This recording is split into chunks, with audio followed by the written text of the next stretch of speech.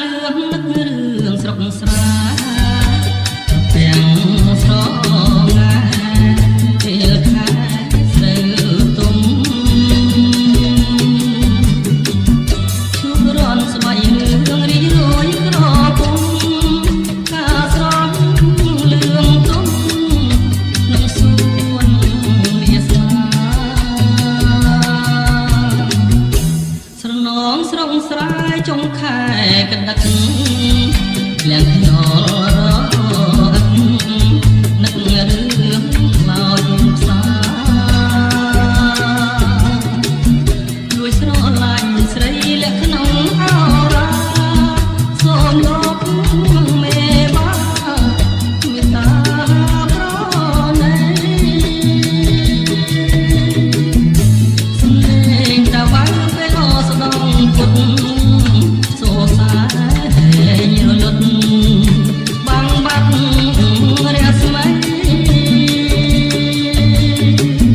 បងរួមគំព្រាជាមួយ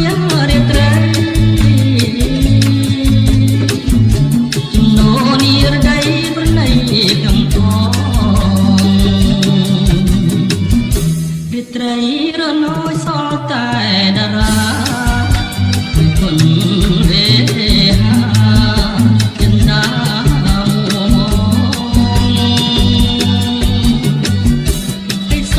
ពេញវ័យមានម្ចាស់ក្រុមក្រងវាមានបំណងសូមចងវាសនា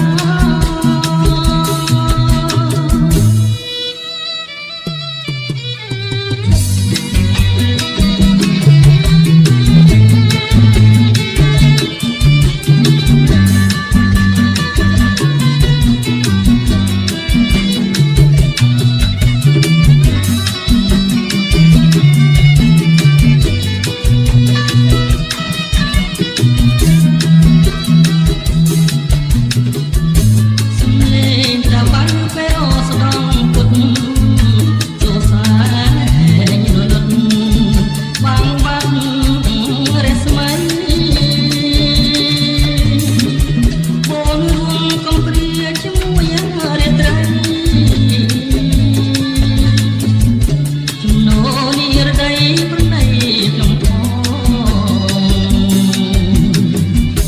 រាត្រីរណយសល់តា